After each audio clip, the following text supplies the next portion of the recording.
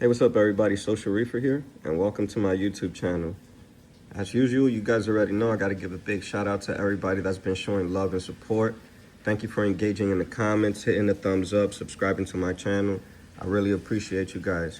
If you're new and you're running into this video, everything reef, baby. That's all we do on this channel.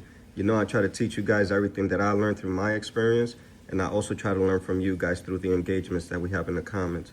For this video, I'm making this video because somebody asked about my Achilles tang, and the Achilles tang is doing great. He's hiding behind these things right here, but once he comes out, I'll try to get a close-up for you guys. But yeah, he was showing some signs of it a couple days ago, and that was pretty much it. In terms of his behavior, everything was fine. He's eating like a pig, and in order to avoid any further stress, the things that I do is basically I just feed them a lot. So you can see I have here my printed reef nori feeder, which, by the way, if you use my code on their website, you get 15% off, Social Reefer. And I got a couple other nori feeders here, so that's 3 in total. And I literally load up those 3 nori feeders at the same time, and I let them have at it. And it usually lasts them for like about a couple hours, and they could eat as much as they want. And they go to whichever spot they are comfortable in. So I leave one on this side, which is the printed reef.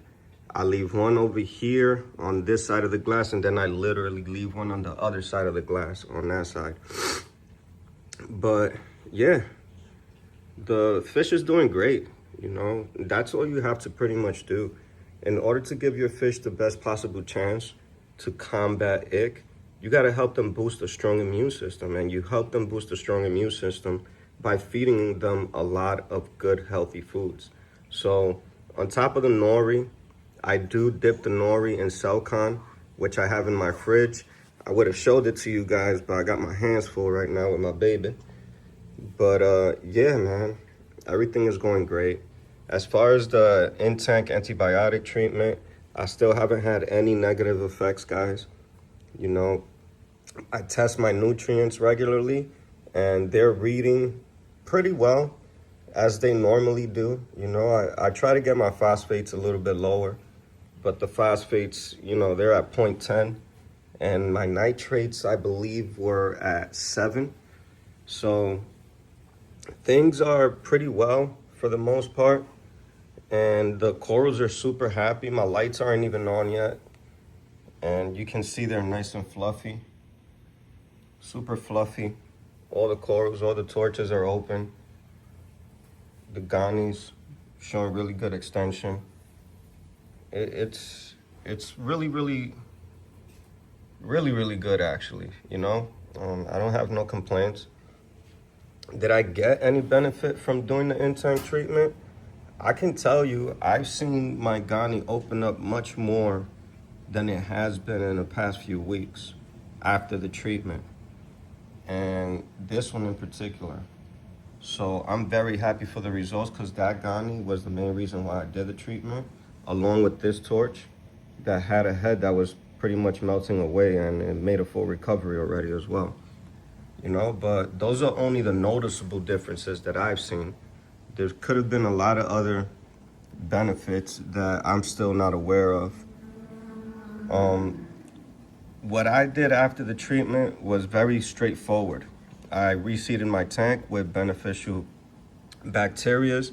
I used the Microbacter 7. I also used the Fritz Zyme 9. And, you know, I just went based on the recommended dosage for the size tank that I had.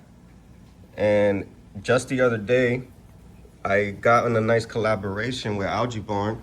They sent me some pods, and I also added pods to my system, you know? So it's just all about making sure that you maintain your tank properly, give your tank the best opportunity to thrive by providing all the proper elements that are required, you know what I mean? So the good bacteria, the nitrifying bacteria, the microbacter also bacteria, the copepods, you know, the phytoplankton to keep the copepods up and running. All of those things are very, very vital to help you having a better opportunity to thrive after you do those type of treatments. You gotta have a treatment plan. You don't just wing it. You know, all of these things I planned it beforehand, and it's been working out very well for me. I have zero complaints other than other issues that I need to start tackling in my tank, which I started last night. And honestly, I'm very scared because I had some aptasia up here. I used some aptasia X and I followed it down to the T. I even, you know, I think I was a little bit more critical about it than what the instructions read, but I know the damn things are not gonna go away. You know, they're gonna end up popping back up either in the same spot or somewhere else in the tank. It is what it is. You know, it's a never-ending battle with aptasia, but I just hate them. They was getting to a size where they were starting to bother me, and they was also bothering my zoas, specifically these zoas over here. It was growing in the middle of the zoas, and you see those closed ones? That's literally where the aptasia was. So I got tired of seeing that because these zoas were always open. And until that aptasia started getting bigger, they started not opening up all the way.